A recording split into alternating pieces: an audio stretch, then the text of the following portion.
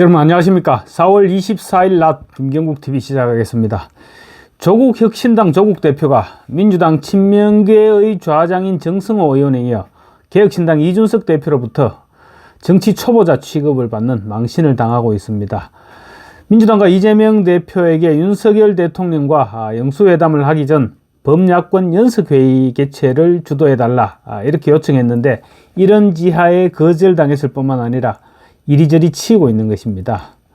어떤 식으로든 영수회담에 숟가락을 올리고 싶어 하는데 야권으로부터 전혀 호응을 받지 못하고 있는 것입니다. 이것이 바로 지금 조국과 조국혁신당이 처한 현실이라고 볼 수 있습니다. 아직 원내 제3당도 아니죠. 그리고 조국이나 그 당선자들은 아직 현역 국회의원 신분도 아닙니다. 그리고 더 중요한 것은 주변에서 조국은 언제 구속될지 모르는 그런 시한부 인생점으로 그렇게 생각하고 있다는 것입니다.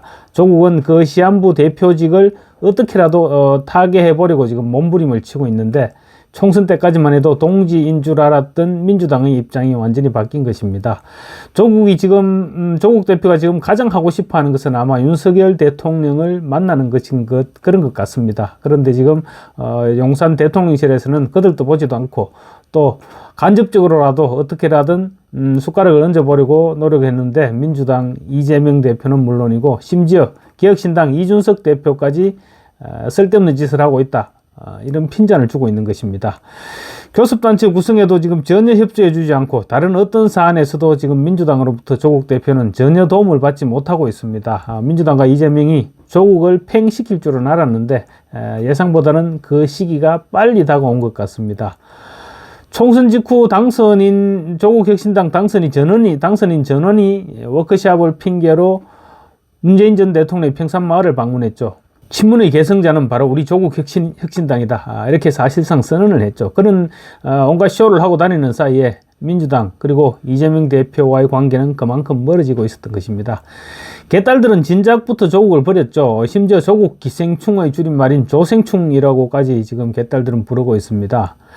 조국 대표의 입장은 지금 주변의 도움 없이는 아무것도 할 수 없는 그야말로 고립무원의 상태로 지금 빠져들고 있는 것입니다.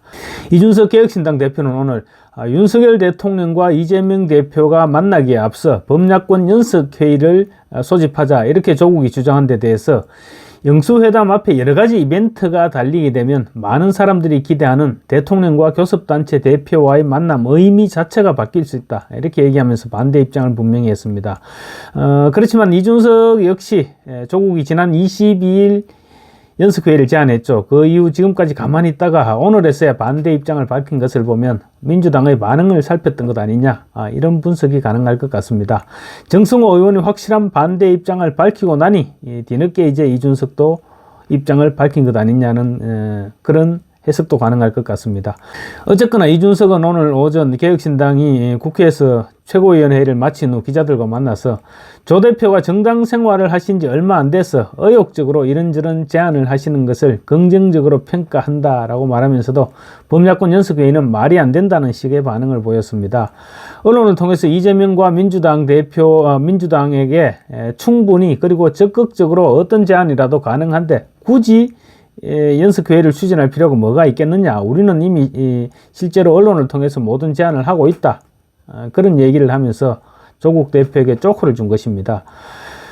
이준석은 특히 조국신당을 향해서 정당의 지향점이나 정책을 좀 정리해주면 좋겠다, 그래야 조국신당과 대화도 추진해 볼 수 있을 텐데 너무 왔다 갔다 하는 느낌이다, 이렇게 꼬집었습니다. 특히 이준석은 검찰개혁이나 조국신당이 관심이 있는 건에 대해서 상세하게 말씀을 하시는 것 같은데, 그 다음에 또 맥락 없이 비행기 이코노미석 타는 문제, 이런 문제를 얘기하고 있다.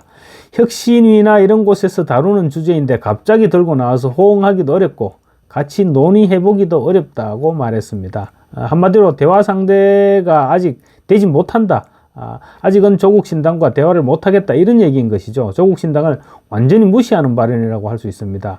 하기야 검찰개혁을 이야기하다가 갑자기 비즈니스석, 그것도 뭐 국내에서만 비즈니스석을 타지 않겠다느니, 뭐 골프를 치지 않겠다느니, 이런 얘기를 하더니 급기야 야당 정치인 표적 수사 중단을 요구하고 있으니 이준석 입장에서도 황당할 수밖에 없을 것입니다.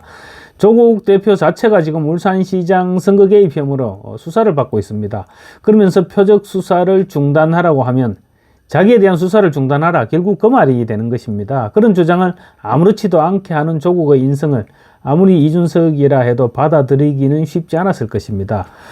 하다못해 이준석도 지금 전국민 25만 원 지원금을 비롯한 현안들에 대해서 입장을 내놓고 있습니다. 이준석의 개혁신당은 3명입니다. 당선자가 3명에 불과한데 무려 12명이나 당선된 조국신당은 마냥 검찰개혁만 외치면서, 그리고 또 윤석열 탄핵만 외치면서 현안에 대해서 아무런 지금 의견을 내놓지 않고 있습니다. 그러니 아마 조만간에 조국 신당을 찍었던 사람들 손가락 자르겠다 이런 한탄이 터져 나오지 않을까 싶습니다. 조국은 이재명 대표의 측근인 정성호 의원으로부터는 더 심한 말을 들었습니다. 정 의원은 조국이 제안한 범야권 연석회의에 대해서 그럴 단계가 아니다 이렇게 일축했습니다. 정 의원은 어제 CBS 라디오에서 조 대표가 이번 총선 과정에서 국민들이 적지 않은 지지를 받은 것은 사실인데 국정 운영의 1차적 책임, 국회 운영의 1차적 책임은 민주당에 있다. 그렇게 얘기하면서 조국 대표의 제안을 단칼에 잘라버렸습니다. 정 의원은 이 대표가 가서 그냥 대화를 하는 게 맞다. 거기라고 표현했습니다. 조 대표를. 거기는 국회의원이 아니지 않나. 원구성이 되고 국회에 와서 역할이 시작된다고 하면 그때 대화를 하겠지만 지금은 그런 단계가 아니다라고 일축했습니다. 그러니까 국회의원도 아니고 원내 정당도 아니면서 너무 설치되지 마라. 이런 핀잔이자 비아냥인 것입니다. 그러거나 말거나 오늘 또 페북질에 정신이 없습니다. 김대중 전 대통령의 생가가 있는 전남 신안군 하이도를 방문해서 큰바위 얼굴과 자신의 얼굴이 겹치도록 해서 찍은 사진을 SNS에 올리고 싱크로율 100%다 이런 댓글을 읽으면서 아마 자기 만족에 빠져 있는 것으로 보입니다. 아무리 생각해도 이해할 수 없는 캐릭터인 것은 분명해 보입니다. 감사합니다.